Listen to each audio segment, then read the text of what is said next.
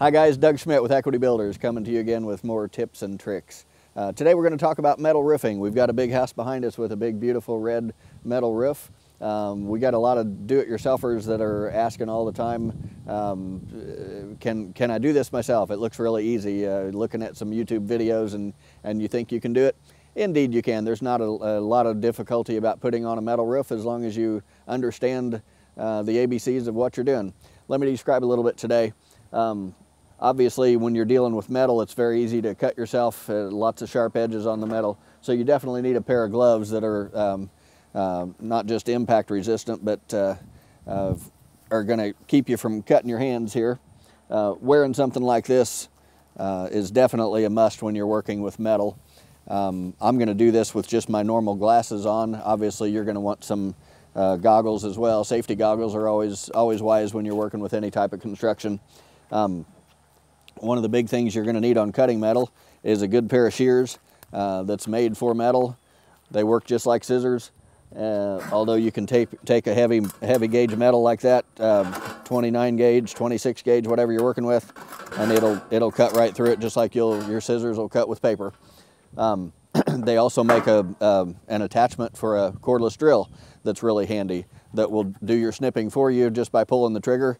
You can cut your round circles and stuff. You get into some difficulties with the metal roofing because of the contour. The ribs that they have make it difficult for things to get sealed up properly, which is the hardest part about the do-it-yourselfer trying to work with it. So on a regular shingled roof, you would have a pipe jack like this, a boot for various size pipes. And you'll notice if you're doing metal, there's no way to get that boot to seal around the metal. In order to accommodate that, on a metal roof, they make a boot like this. You can cut it for various size holes for different size pipes, and then it's very flexible here. So wherever your pipe falls in the field of your metal roofing, we can put that in. We can shape it around the contour of the ribs, and then put a screw about every inch all the way around this, and that will squeeze that rubber boot down right around these ribs and keep it from leaking. So slick little tools like that you'll need to learn a little bit about if you're going to try to do this yourself. I would always recommend, of course, having a professional do this for you, because nobody needs a leak on the roof, and you really need to know what you're doing. We're going to hop up on the roof here and show you some of you can see the bar across here, which is made for keeping your snow and ice from running down and ripping off your gutters. I'll show you what the boots look like on a real metal roof up there, and you can see how they fit around the ribs. Okay, so we're here on the metal roof. I want to demonstrate the fasteners used to hold the metal roofing down. It's not just a normal screw. These screws, if you'll notice closely, have its own little washer on it, and right below the metal washer is another little neoprene washer, which is made to do to seal it watertight. So as you tighten that screw down, the neoprene washer goes down to your metal, has a metal washer right behind it. You collapse that neoprene washer just a little bit, and that'll give you your watertight seal. Now the problem with these, sometimes those screws through time are going to work their way loose. If that loosens up, then the neoprene washer comes up and is going to allow water to get down in the hole where the screw is. I'll show you some examples. This roof's been on for a few years. If you'll notice how high the head of this screw is, through the years that's loosened up, and we've gotten there's nothing sealing water on that anymore. It's a very simple fix. You can take your driver again, tighten her back down. As long as there's still plywood to hold it, squeeze that neoprene washer tight again, and it'll be good to go. Otherwise, you can pull them back out and just simply replace the screws. So I showed you down by the truck how they make the boots to fit around the pipe now, which also fits the contours of the metal roofing. So depending on where the rib lies in relation to your pipe, you need to put a boot on there with lots of screws all the way around it so it conforms around the contours of your metal. This one, through the years, apparently it had a leak, so somebody has come and really caulked all the way around it. Ordinarily, you don't need to do the caulking.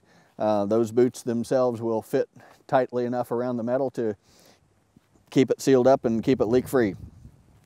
Then you've got a nice rubber flange that'll fit tightly around your pipe and keep water out. They make them in various sizes. They also make great big huge ones for things like your Solitubes. Obviously it's the same kind of thing, just an adjustable flange that'll fit around those contours. So let's talk about the metals themselves. Back 100 years ago, there were everybody always talked about tin roofs. Today they're predominantly steel. They've got all kinds of painted steel, normally a 29 gauge metal. A lot of them, if you want something a little heavier, they'll go 26 gauge, and they even make some stronger stuff. This is a very standard ribbed design for most residential purposes. On commercial buildings, they'll have a different contour and have a standing seam. This particular one is called an exposed fastener, where you actually see all of the fasteners exposed on the roof. They make one with hidden fasteners in the ribs, where you don't see all these screws. They're actually hidden in the installation process. So some of the various parts are pretty obvious. After getting the field on, we need a ridge cap to keep the ridge itself from leaking. We've got trims on the rakes. When you get to the outside, the last piece of metal on the edge of the roof, we'll have an L-shaped rake trim here, which goes over the edge and gives a nice finished trim right onto the edge. Down at the bottom, you'll notice the snow guards. The one big problem that people have with metal roofs, if you get 3 or 4 inches of snow on a roof like this that's not very steep, the snow will sit on the roof, and then all of a sudden one day you'll slam a door or something will happen and cause it to start sliding. And once that snow begins to slide, this entire run will just rush right off your roof. In the process, a lot of times it'll tend to rip the gutters off, but if somebody is walking or standing down there, you'll have an avalanche of snow to bury you. So the little snow guards here are very handy to put on a foot or so above the gutters to keep that avalanche of snow from happening. All right, so one thing you need to be careful of if you're going to be doing your own metal roofing. This particular one is a 29 gauge metal with the painted surface on it. Whatever color you choose, you need to realize that although your circular saw will cut through this metal roof, you can put a metal blade on there and cut it with that. The problem is the speed of your blade gets too fast.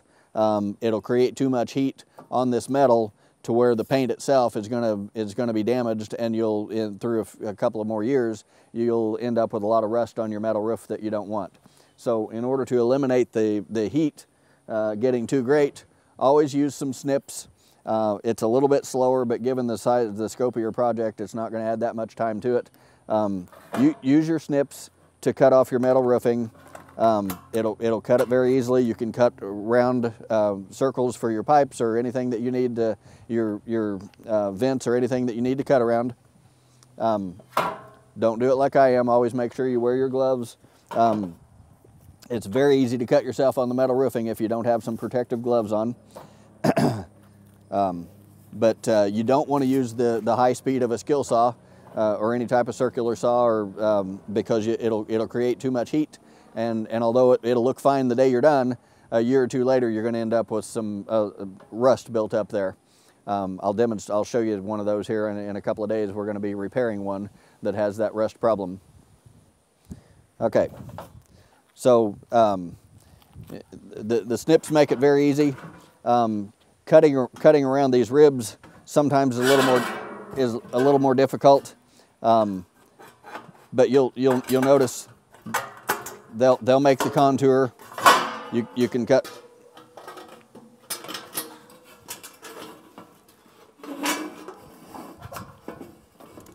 Yep, having all kinds of trouble myself trying to demonstrate. If you need to cut circles around, taking a little bit of time, nipping at it as you go.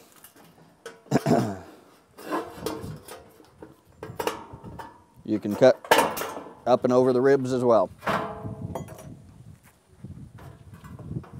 And then you can take the time to clean up all the little shards, sharp edges. Okay, and then your boot or whatever you're needing on there has its own little seal that will fit around the contours and seal up over that. Plenty of screws around the perimeter will keep it all tight and leak free. Okay, so we were talking the other day about cutting metal roofing, and we talked about the importance of doing it with slow speed. If you use a skill saw or any fairly rapid blade motion like that, it'll create too much heat on the metal and cause the paint to start rusting very, very prematurely. Here's a good example that we're able to show now. This metal was cut with a skill saw, and you can see the bottom inch or so is all starting to rust now. This has been 15 years ago probably that was cut. It looks fine when you're installing the roof. Using the skill saw, you don't notice any problem because when you install it, the paint still looks good. But because of the overheating that happened at the time this was cut, you can see it up here as well. For the first 3/4 of an inch or so, inch and a half down here, it's just getting rusty and working its way up the metal. So in order to prevent that problem, make sure you use slow speed cutters. You can either do it with hand snips, or as we demonstrated before, you can put some snips on a cordless drill, and they get the job done very quickly for you, but without the high speed of a circular saw.